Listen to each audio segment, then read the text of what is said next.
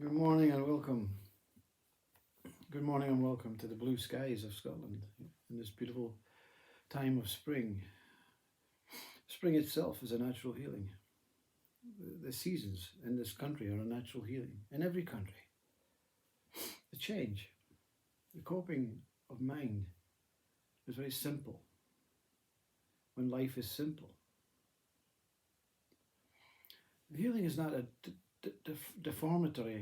deformation of not trying,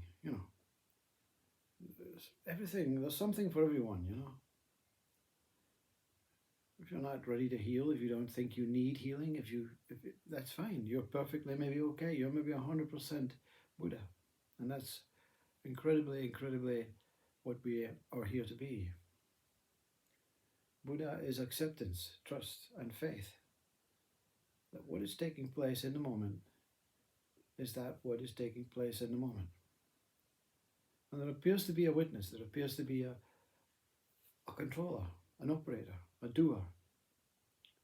But these are functional ways to accept life as it is in this modern day contemporary world of not enough time,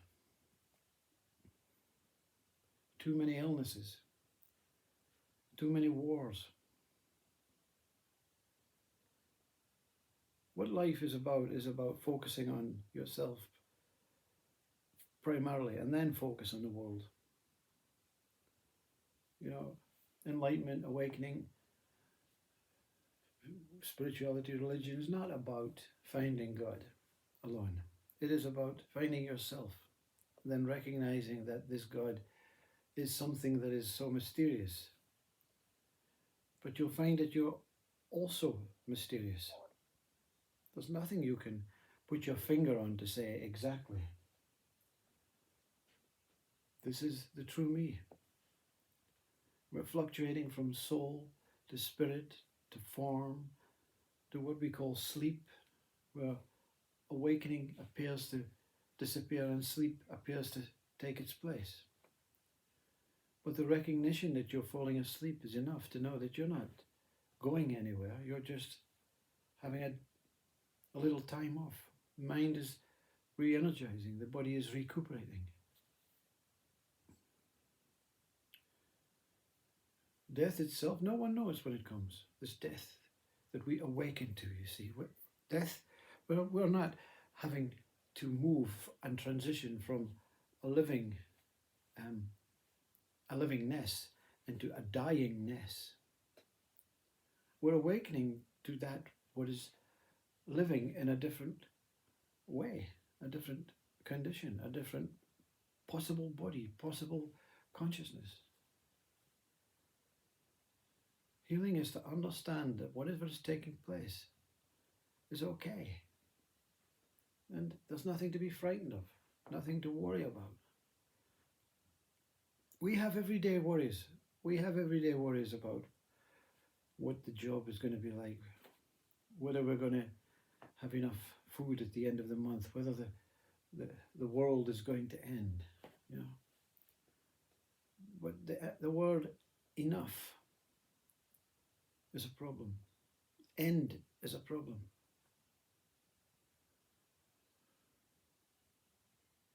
We worry in case we go through life and we miss something. Oh, life is going through us, and life never misses anything.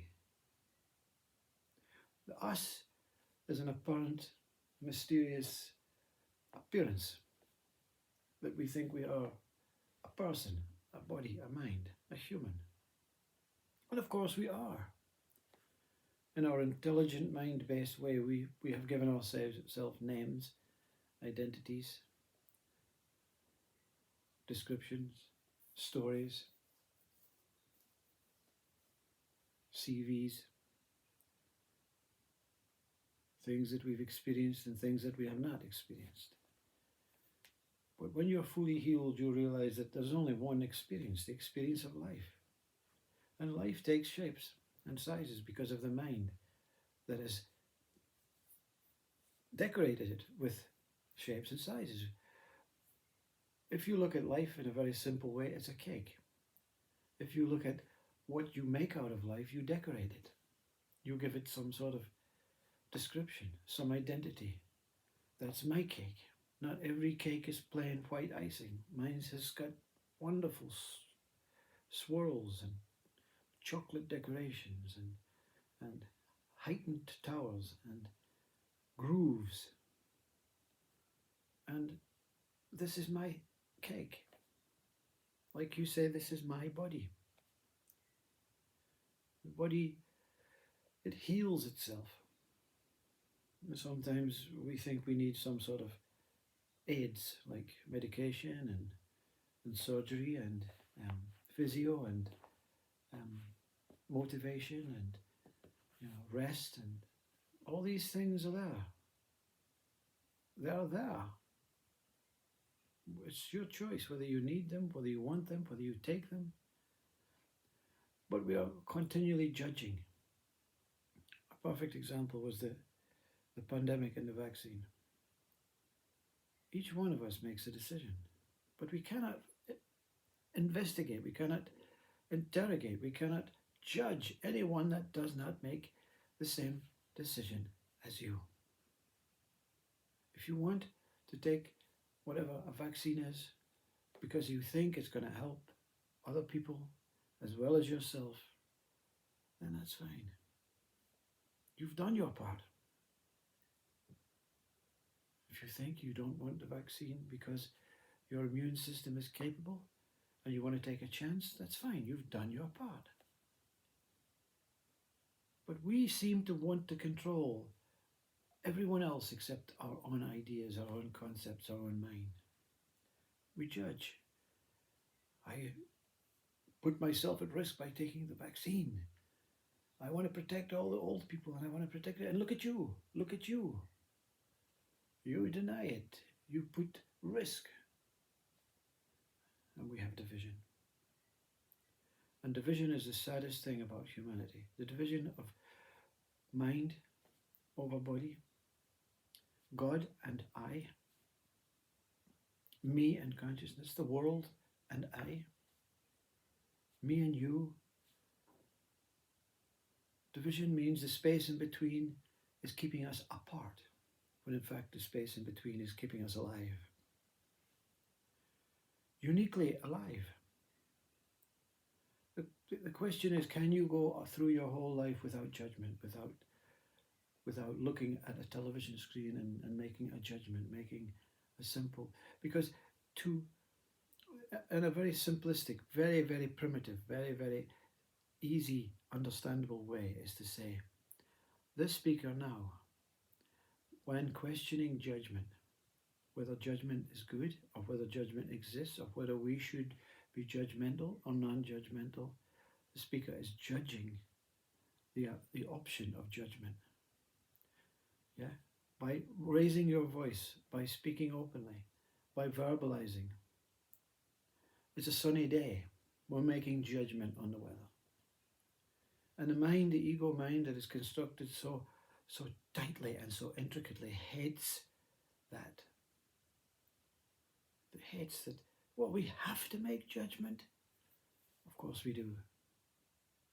I'm not saying this is the way to do it. I'm saying that's the simplest way to understand God and consciousness and life in its very simplest way. When you're fully healed, you understand that we are here pure and to speak and discuss and openly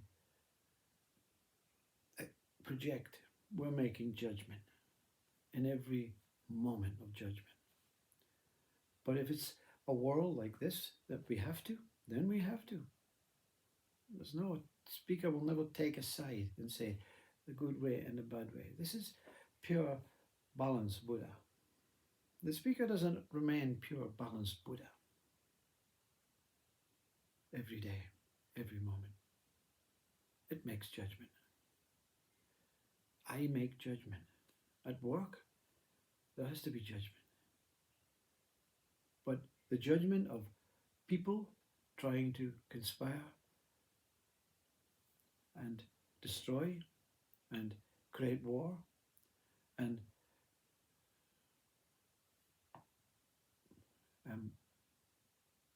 pause in a world of availability to the whole world on a screen, on a device, then we're really put into the face of, should I suffer the world of judgment, or should I turn my back and simply judge that which is around me? Because I can make judgment on myself. I can make judgment on this room. I cannot make judgment on anyone else in this room because there's no one else in this room. If the YouTube comes on and there's a conspiracy video, I can make judgment on the laptop. I can make judgment and say, well, you know what? Even though this judgment is alive, no one hears it. No one wants to know it. No one really is interested in my judgment about what is taking place on something that I physically cannot participate in. This may not be a type of healing, but it's a way of listening. Listening is healing. Listening to yourself is healing. I would encourage everyone in the world to make a video about themselves like this and put it on YouTube to see just exactly how you speak. We're all influenced by wonderful speakers who have had some sort of university training or understand the process of making speeches. But to go and speak openly and not know what's going to come next, that's very brave speaking.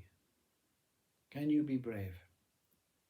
Can you come on and self-realize that the one here and the one that you're looking at is the same one? And there's no separation. The hand movements are moving at the same time. The room itself is allowing the movement to take place. The sounds are nil. The mind is quiet. The plant's alive. Life is living itself. How wonderful it is to be alive and openly speak and not take likes, dislikes, subscribers, non-subscribers, comments, non-comments, bad comments, good comments with some serious effect. It is that what it is. You see, that's the best healing quote. I am that I am. It is that what it is. One is fully one moment. I exist. Thank you for